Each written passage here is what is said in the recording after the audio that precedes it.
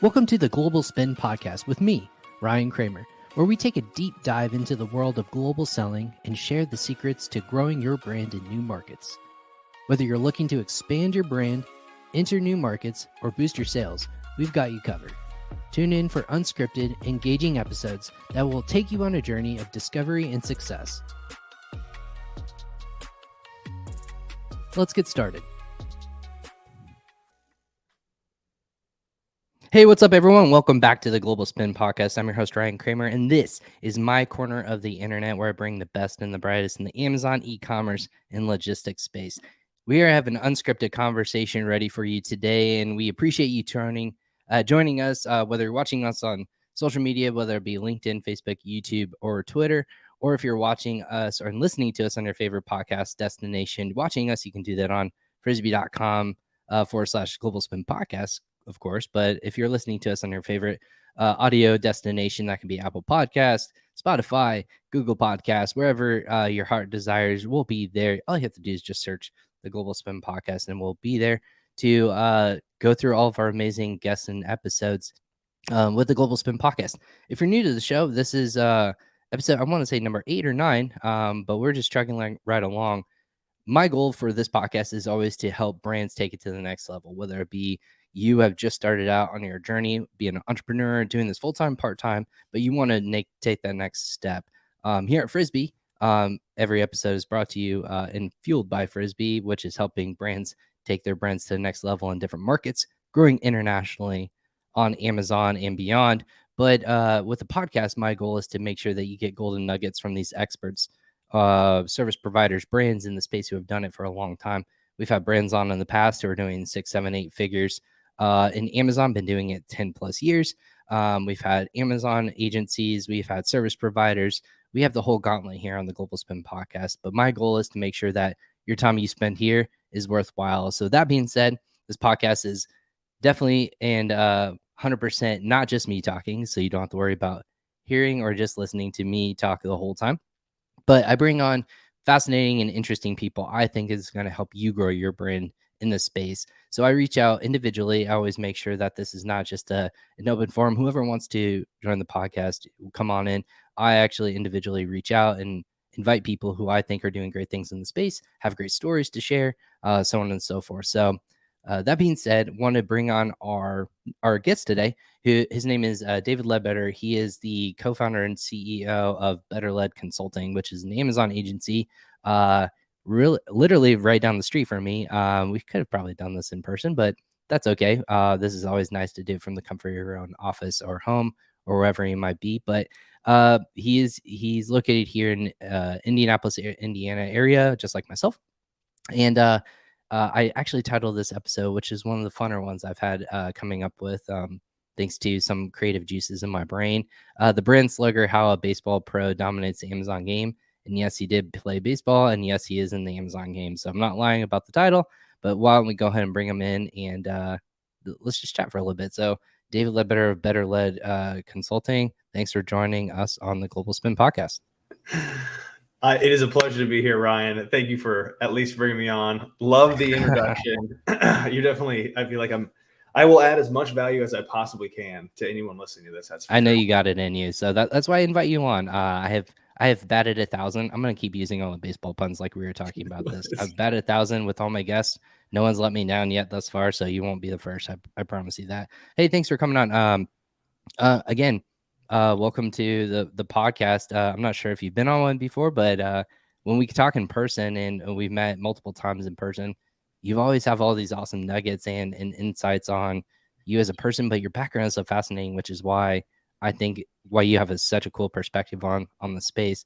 So maybe kind of give an insight of where you were, and obviously you have this cool athletic background, and then obviously you've gone into the consulting and the Amazon space. So let's start from the beginning. How did you get into sports, and what led you to baseball?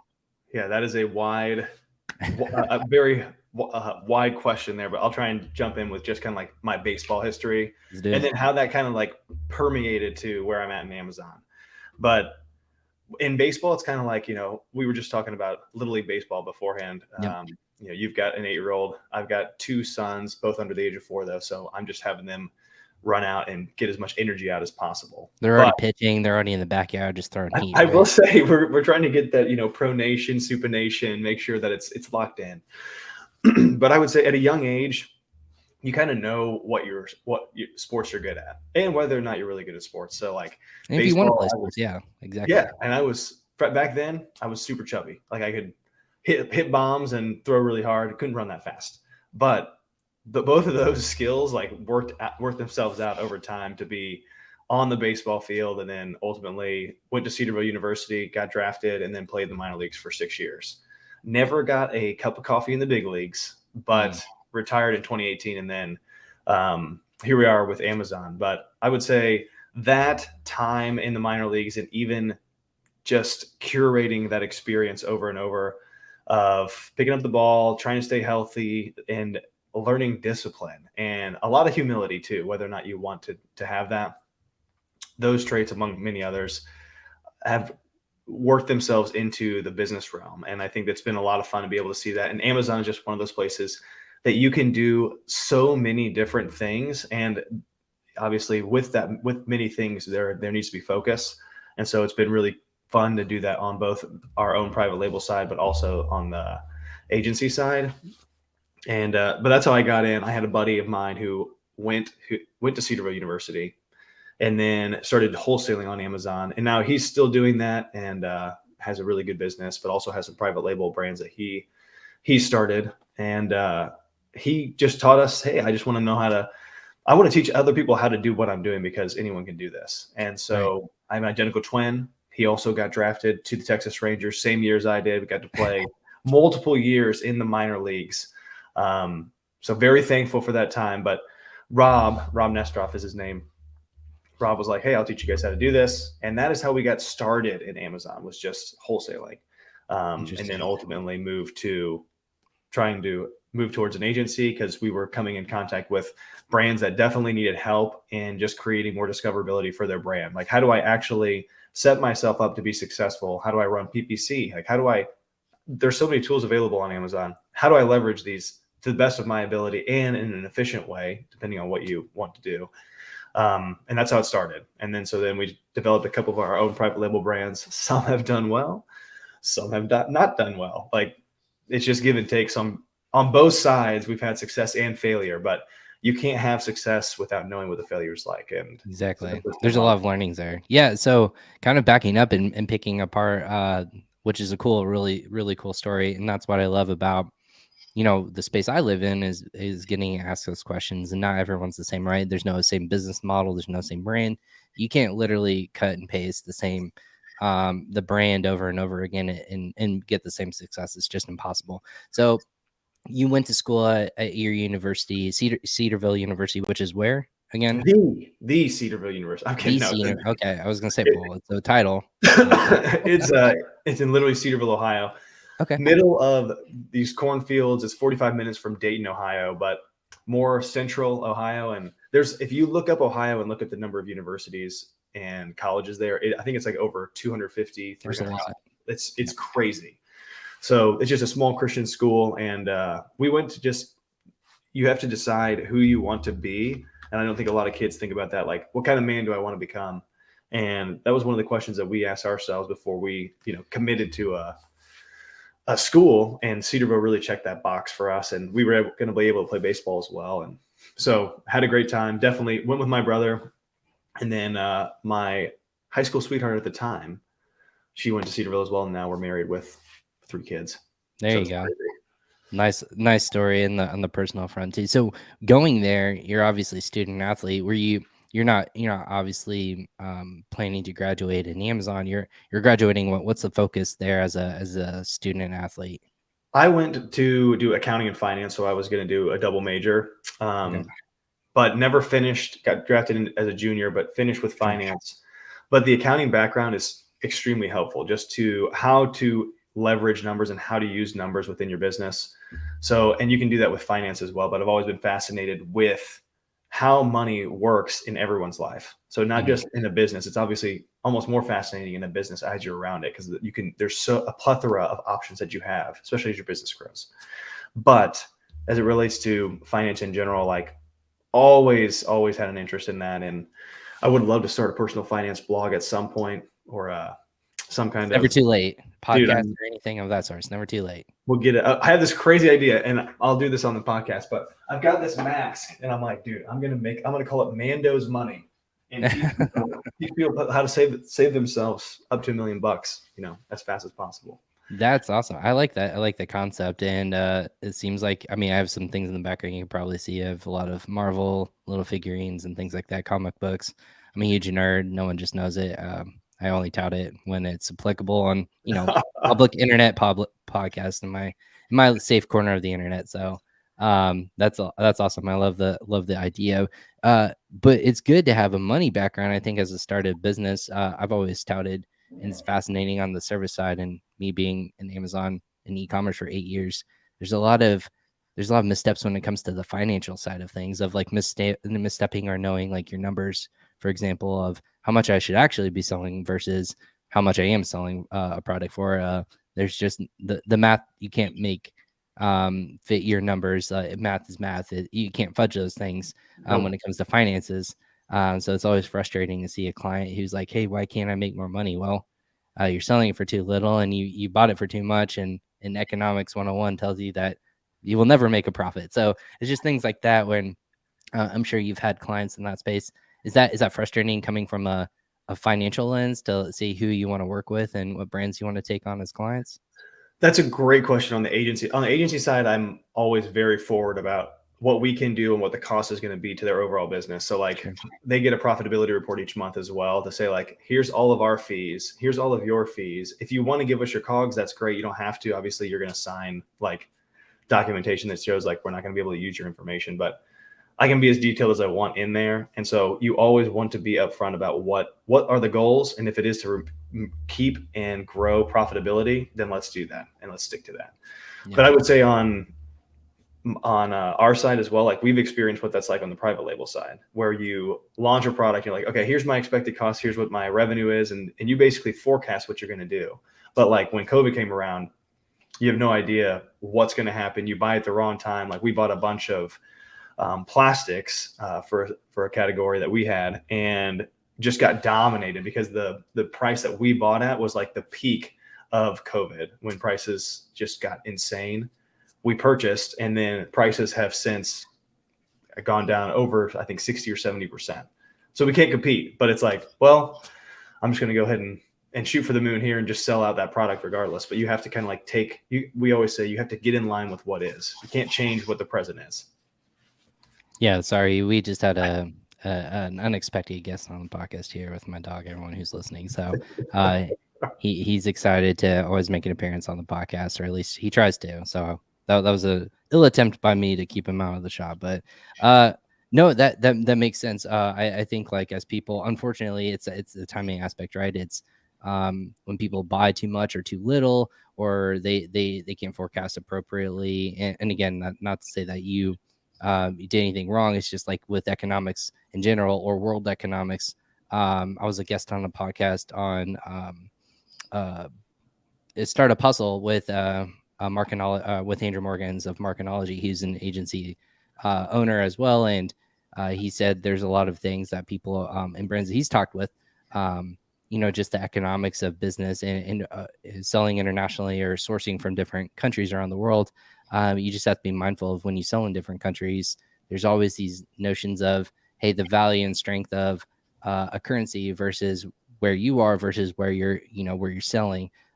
People don't understand that, hey, in Canada, the dollar is stronger there than it is in the United States, or was recently, or it might have changed since I last looked.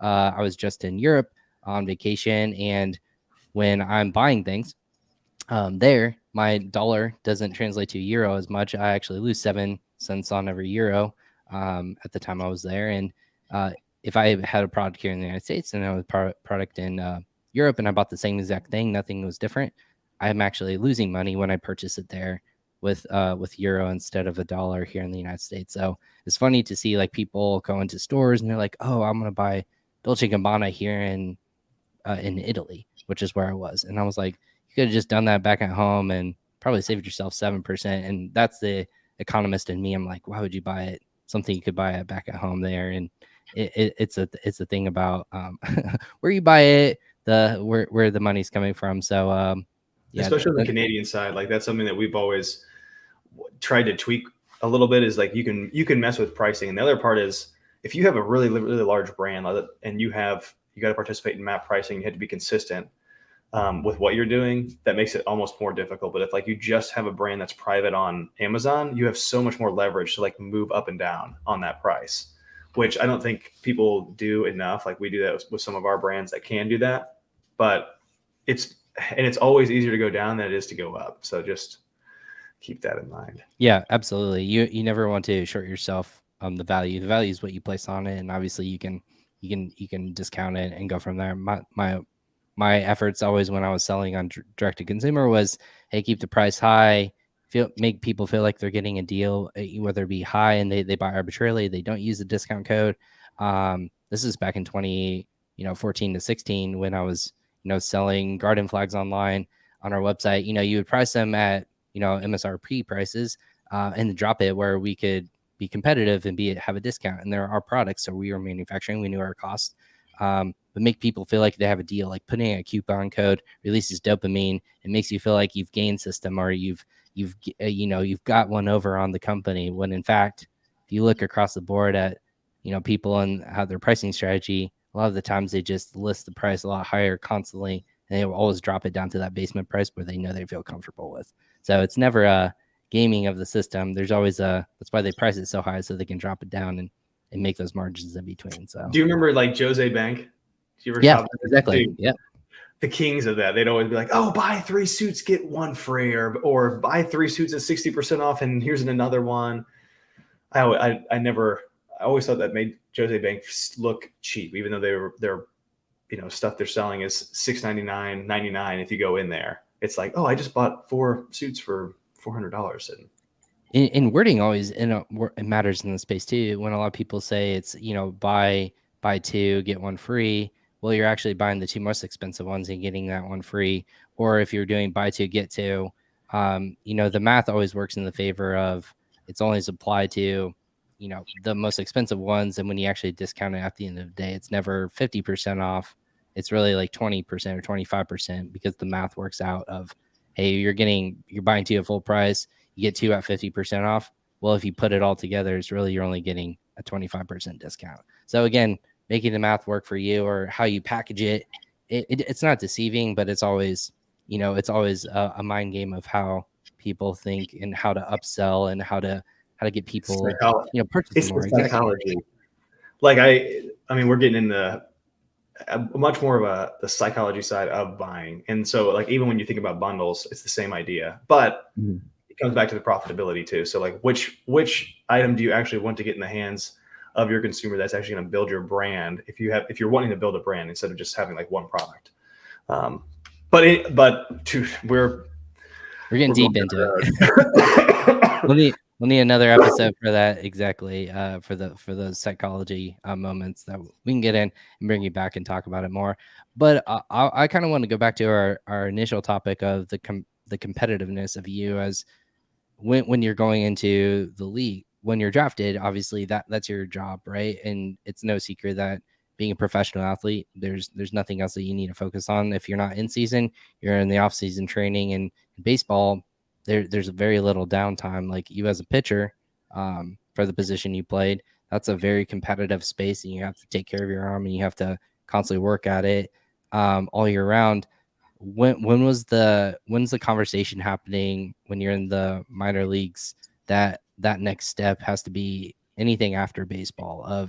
Is it scary to talk about, or is it like, thank God, like I see an exit, or I see my my way out of baseball and I want to move on? Like, what's that conversation like in your own head about that?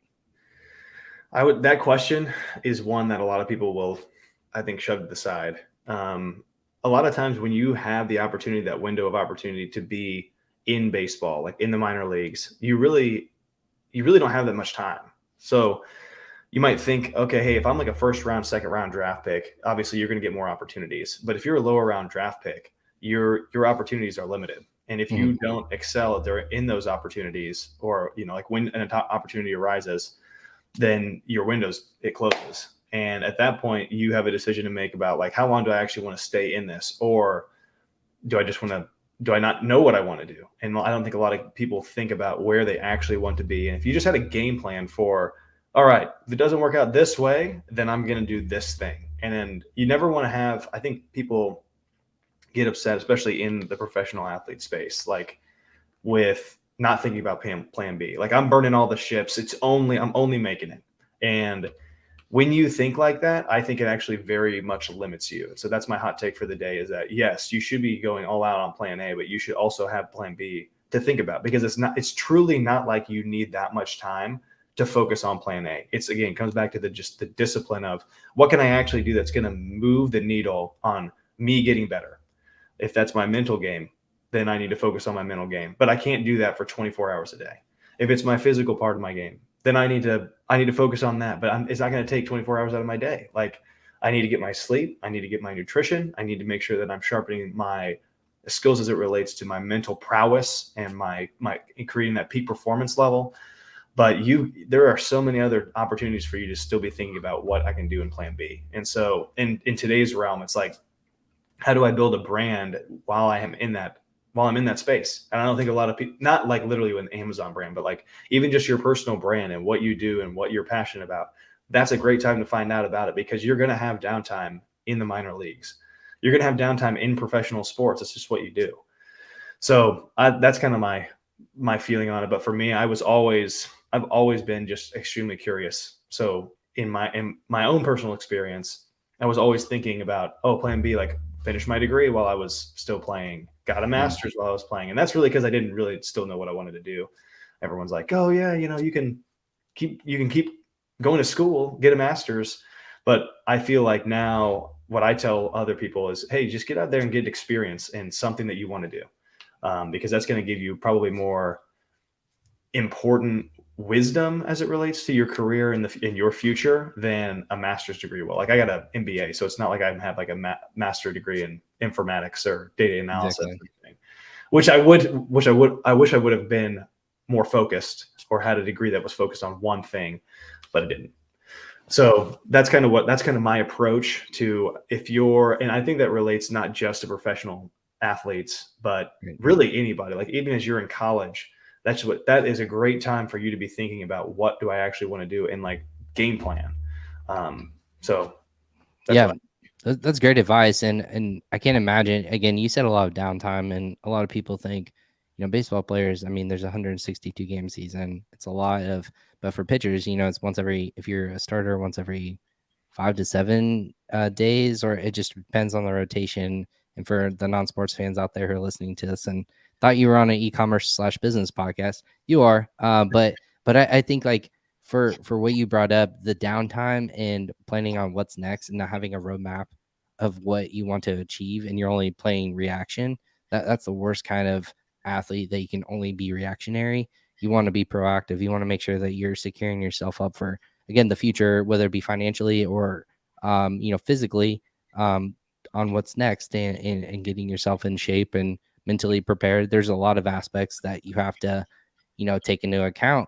And same for business owners. People who launch their brands, they're either reactionary to what sales are today, but they're not forecasting months in advance for, hey, is there going to be issues with my supply chain, or what if Amazon takes down my listing? Am I secured and can have those recoverable assets in another warehouse, or can I sell on my own direct to consumer website? All those things that lead a brand to this global brand, or this larger, and becoming like an actual business and not just a seller. Yeah, that is a big different and change mentality, I think, for a lot of brands that we work with. Let me go ahead and take a quick break. Again, for those who are joining us, the Goal Spin podcast is brought to you by Frisbi. It's fueled by Frisbi. I like to play with alliterations, helping brands and Amazon sellers take their business to the next level. If you have questions or want to sign up for a free trial with Frisbi, a trial meaning it's free to sign up, and you can actually figure out how to expand your brands and business into different businesses worldwide. If you're wanting to think about growing into Australia, growing into the UAE, or even France or Germany or Spain, go ahead and check out frisbi.com/global spin podcast or sign up for free today at frisbi.com. I have David Ledbetter of Better Led Consulting. David, when you're growing and you're learning Amazon, like you referenced your buddy who you learned wholesaling from, what led you to become both the seller, but then eventually becoming an agency owner? What was that journey like for you? I think it comes back to just the competitiveness, but also winning as a team for us, at least for me. Like wholesaling was a lot of fun because you're getting something started and you can literally just grind it out. And if I look at my career, if you guys look at my stats, like you'll be like, dang, this guy sucked. But trust me, I picked up the ball every 5 days. Like I took care of the tangibles and the intangibles. And that's why I was able to play so much during my career. But you do the same thing in wholesale. Like you just pick up the phone, you get your accounts, you make your orders, you had to pack, ship those, and it just becomes a cycle. And you just build this system that's supposed to work. But over time, like I didn't want to just pack boxes all the time. It was much more fun to be involved in the strategy and then figure out, okay, what can I actually do and what levers can I pull to actually grow this business tangibly to where I'm like, oh dang, we got some momentum here, and like what can I do with that? And so on the wholesale side, it was easy to just reach out to some of our partners or some of our key contacts, I would say, and just say like, hey, would you guys be interested in us running part of your business for you? And that is how it started. We basically got 2 accounts from that and did what we were supposed to do. I think that's the hardest part, is just doing what you're saying you're going to do as an agency. I feel like so many people come in like, hey, we're going to like triple your business, blah, blah, blah, or you don't pay. I'm like, this is what I can do tangibly based on the volume that I see and what I'm seeing in the market and your demand. Does that sound interesting to you? Sure. All right, let's talk about it. So moving from wholesale to agency, on my side, it was just less packing. I had a more involvement with people than I did without people. And you can do this across pretty much any category on Amazon, because the levers that you pull are going to be very, very much similar in terms of how to grow the business. It's just the tools and then maximizing the tools. And here's a baseball thing for you. So you have your talent and then you have your skill. And your talent can only reach so high because that's all you're allotted. But on your skill side, what you're trying to do is increase your level of skill to match that of your talent, so that you have fully maximized your potential. And that's what you try and do on the brand side too. But a lot of those skills in terms of what it relates to Amazon is just tools. What am I doing on the ad side? Do I have my front end, back end optimized as much as possible? Am I partnering with other brands that need to bring off-channel traffic to my Amazon store? How am I leveraging off-channel traffic? Am I leveraging the brand that I've already built on D2C and also on social media to be able to pour into how I perform on Amazon? So, I mean, it is a total package, but there's so many things that you can pull. And I think that's what attracted me to, hey, can I do this with other brands? And so it's been a lot of fun. I don't feel like we've been doing it that long. So yeah.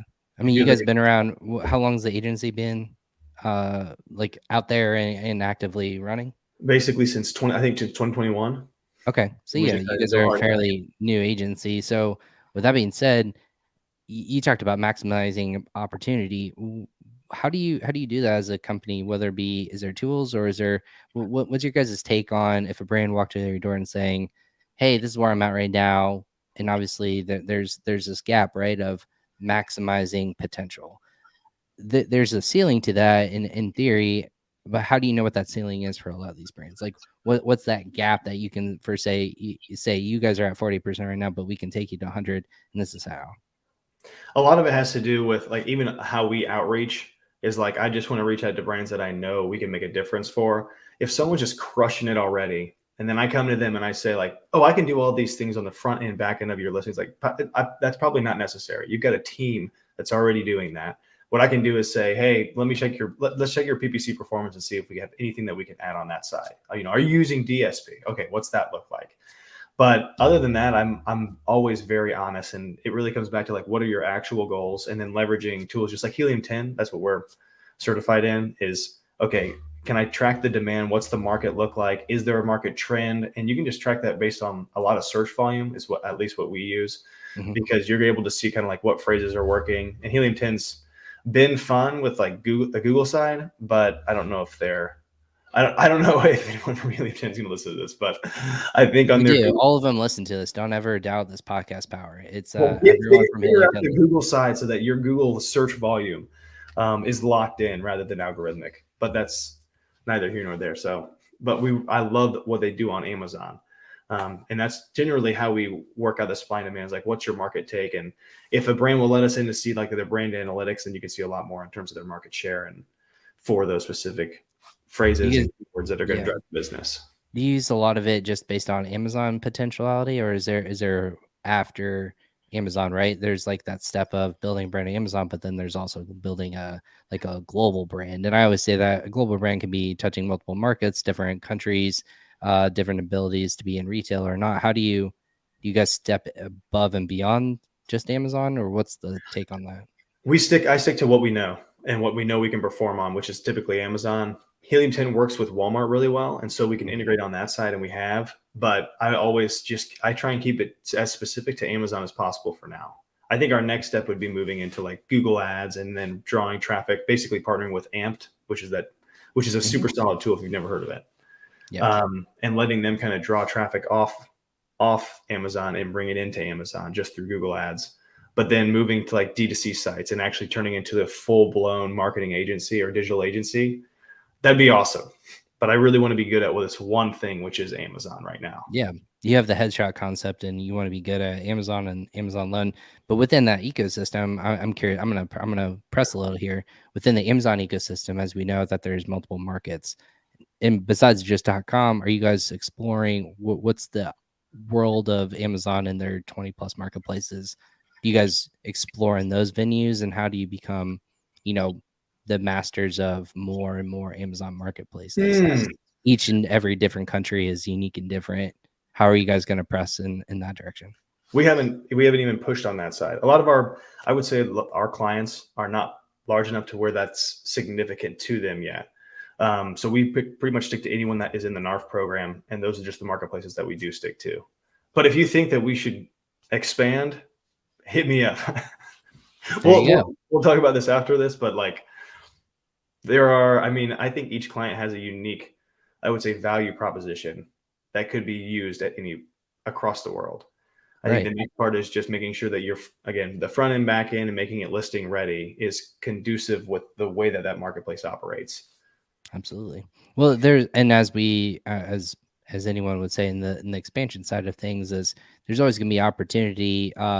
What I hear a lot from people say, especially from the Amazon side of things, when their employees are talking to us, the categories just aren't available, and people just refuse to put products in Canada FBA marketplace. So they actually have a lot of Canadian sellers. It's funny enough, or buyers, excuse me. A lot of buyers will actually they will buy on .com from Canada, and they will drive across the border. They will ship it to a Canadian post PO box, and they'll have it shipped there because what they're trying to order isn't available on the catalog for Amazon Canada. So again, NARF kind of is that half step into there. But if you have successful clients, Frisbi will always tout. There's a good statistic from Amazon directly. They actually say when you're going from NARF to Amazon directly in fulfillment centers in Canada, there's a 4x lift in sales directly just by being available on Amazon.ca and have their listings available, but their products is in a fulfillment center in Canada. And that's because of organic rank, where it is, where that product's, obviously available, and it's within exactly, it can get there in Prime in 1 or 2 days. And 90% of all Canada's population is within 3 hours of the border, so a lot of it's just south of Canada. But if you can have your products readily available, there is statistics that show there's that lift for brands who are doing marginally well in Canada, but you can see that lift. It's not a 1-to-1 ratio, and that's what a lot of people think, is that, hey, my success should mirror what I do in .com, and that's just not the case. But if you have supplemental growth and opportunity in a marketplace like Canada, and can see a lift in 3 to 10%, or in Germany, 3 to 5% or 10%, depending on who you are, you might be first to market, and that lift can certainly add to that bottom line for growth. So there's that opportunity we thought, but not to say that you guys shouldn't be focused on that, but that's a lot of agencies are coming to us and saying, hey, we need that lift to help see those clients take that next step in that level. Traditionally, Canada's first, then you go on and into different markets depending on seasonality and so forth. But that's my soapbox for the day. I was going to say, let's get that rolling. Yeah, no, there we go. You heard it here first on the Global Spin podcast, but we'll talk more about that off air.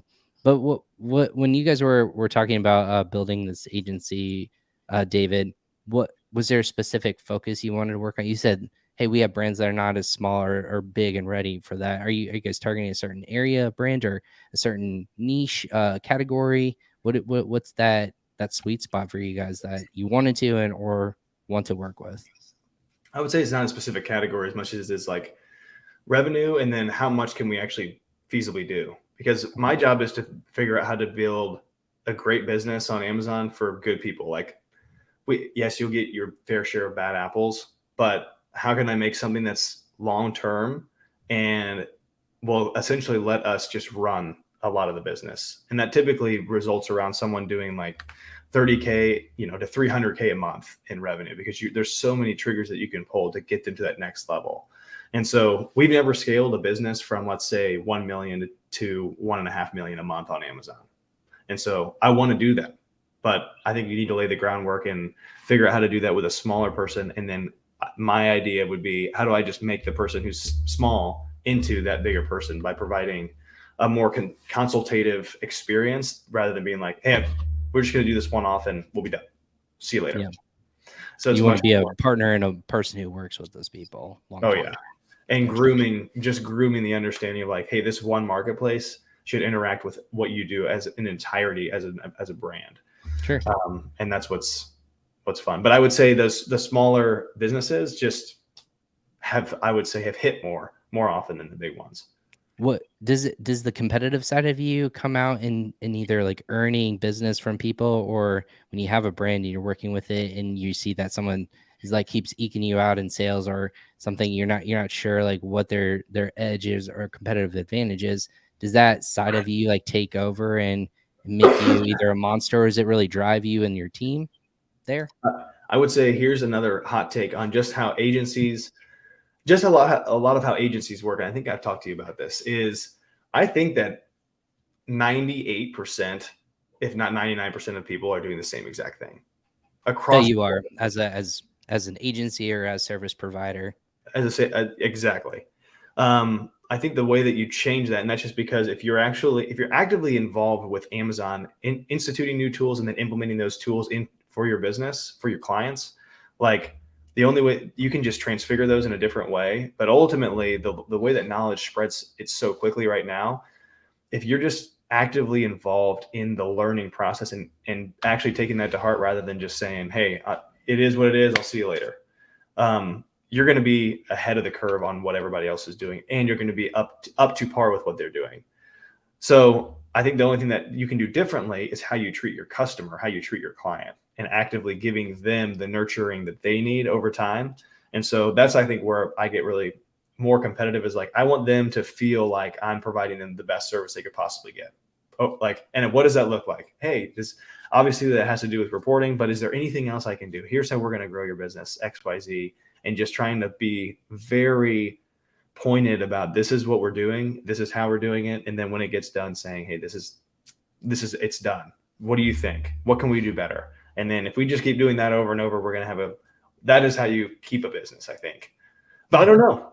And overall, you're still adapting, you're still growing. So that's far as led you guys, hasn't led you guys astray. So if I'm a brand and I'm looking for an agency, or I'm looking to have consultative services potentially with you or someone else out there, what are questions that a brand owner should be asking agencies? And if they are not asking those questions, or they're not getting those answers, then they should be wary if that's not a right fit. What do you think the right things that they should be asking? Oh my gosh, I have a piece of paper with literally those questions. But I think from the get-go, you always need to ask, like, hey, like, can I see your track history? I want to see honesty in your performance thus far with the clients that you have had. If I'm the person who's interviewing, I want to say, what have you done with people in my space? Are you familiar with my space? and then press on those questions to make sure that they've either done their homework and they want to pursue this, or you're going to find out if they haven't done that, and that's not somebody that you want to partner with, because then you're just a number. So I think, for clarity from the beginning in terms of what you're selling and what you want to be selling, it has to be congruent with the agency that you're looking at. Gotcha. And then let me see, what's another question that somebody probably wouldn't ask? Because if you're saying like, oh, let me see PPC, you know, how do you guys do your SEO? What tools are you using? That's what I'm saying. Everybody's doing the same thing. But in terms of reporting, how often am I going to be able to talk to you? Is there an open line of communication? Like, do you have a Slack channel devoted to just us so that I can have real-time conversations with you about how my business is doing? And so that's a question that I would ask is, you know, what does that look like? Am I just going to get an email? What's your reporting look like? So that I know you're doing the best you can. Because the business owners, their only care should be, if you're running an agency right, their care should be, how is my business growing? How are you doing that? And if they don't know the answer to that question, then you're probably not doing the best job either displaying it or doing it. Yeah, or the agency just might be not a good fit for that brand or that personality of brand owner, right? Some people just want to, hey, like check in with me when things are good, and they might be hands off, which is nice for every client. Those are like the clients who you just write checks and, you know, say like, hey, keep growing my business, and that's great. And then you have how do you, as an agency, like how do you guys help set expectations, whether it be, you know, $60 million business or, you know, $600,000 business? You know, people at different degrees and scales think that they should be doing different things, or they're more hands-on and telling you what to do. Do you see that differentiating factor of like characteristic of a brand owner when they're at a certain threshold, they just trust you? Or is it vice versa of people who are, you know, just starting out, they're more trusting, and then you get more hands-on the more the brand grows? I would say it's on what you just said in terms of does a brand get more hands-on? I feel like if you're doing, like, at least in our experience, the clients that we have who have like over 6 to 12 month relationships with us just trust you way more. You're like, hey, we're doing this. Oh, that's great. What do you need? And then we'll just say what we need. But from the start, if you're like, when we get started with a client, I just ask, this is how we do it. You know, that you're going to get a report each week. You're going to get a monthly report each month. We're going to reach out to you about every single thing that we're doing every day, so that you have something tangible that you're holding on to hey, this is what I'm doing. And then here's my number. Here's your account manager's number. Here's your account specialist's number. Like, I try and make it as personal as possible so that they have as much access as they want. Most people stick to email, but it's like, just in case you don't want that, here's all this information. And then ultimately they're going to tell you like, hey, I really just don't care. Like, I love the weekly stuff, love the monthly stuff. That's really all I need. And then if I have questions, I'll just reach out to you. Great. We can do that. But you got to set, again, like you said, it's just setting expectations. And if you want to win in life, you just set clear expectations. You want to have a great relationship with your wife, set expectations, clear the table, make sure everyone knows what's happening. What are the goals? All right, let's get there together. And so if we just did that as humans, we would be in a lot better space. God, that's such a good place to put the end of the episode, man. I love that. Just set clear expectations. That's fantastic. Wrapping up here with our time together on the Global Spin podcast, let me know. I know kind of something that's looming for a lot of agencies, a lot of brands right now is Prime Day, and it's the worst kept secret in the world when it's going to happen. But with your expectations, what are you expecting this year? Are you excited? Are you kind of like, you're intrigued by what might happen this year? What are those expectations for you as a team right now? I mean, everybody wants to. I feel like Prime Day is so hyped up, which is super beneficial to your actual gross revenue. But again, it depends on if you're trying to drive brand awareness. Are you trying to drive profitability? But I think if you just take the characteristic of, hey, I'm long-term thinking, Prime Day is such an opportunity to actually grow like your new to brand customers and just grow your business. But it will cost you money. That's the way I always approach it. Like, because you're going to win on the amount of promotions you can do, the amount of discounts you can run. And if you do that prepping up to Prime Day, which if anyone's here, that's like I would say, well, any seller, leverage the time around Prime Day as well. And so that means like maybe you're running higher PPC on the days leading up to and at post, Prime Day, because if someone's going to see your product beforehand, they're probably going to look for your product on Prime Day as well. And so even though you might not be paying as much, if they know your brand already, then you've built that awareness, and then that's how you get customers in there as well. There's so many levers that we're going to try and pull and see kind of how this works. But I think that in terms of expectations, I think you'll exceed it. I think the market is corrected kind of. I think everybody's waiting for this looming recession in a lot of ways, but you've seen consumer spending continue to accelerate. And I don't know if that's because we just live in bliss, or if it's because like maybe people know something that, I don't know, but I will probably be participating somewhat in Prime Day, but not to the extent that I think I would have in other years. Sure. Yeah. Expect the worst, be pleasantly surprised by the best. As I always say, plan for the worst. I expect be pleasantly surprised by the best. So, yeah. David Ledbetter of Better Led Consulting, thank you so much for hopping on today. If people want to reach out, if they want to connect, if they just want to chat Amazon or baseball or anything like that, how can they get in touch with you? Hit me up. I would say on Instagram. You can reach out to our website. I'm very open. So LinkedIn, whatever. I will literally reach out. I will answer you if you have a question. You're not an AI bot on the other end waiting to respond to a query of questions. Thank you for your reply. Blah, blah, blah, blah. No. I'll be real. And we run the same groups together, and I would like to consult together. Something like that. Those are the messages I receive on a daily basis. So it's always fun to understand that people are responding to their own social channels. You get what you get when you type in and you chat with Ryan Cramer. So same thing with David Ledbetter. I love it. So, hey, thanks for hopping on today and talking a little bit about your background, your agency. Best of luck with you and the team. And obviously at betterledconsulting.com, we'll make sure that we link in the show notes below if you are listening to this, how to find David and his team there. So thanks so much for hopping on the Global Spin podcast today. Thank you, Ryan, for having me. I hope this was helpful to somebody out there.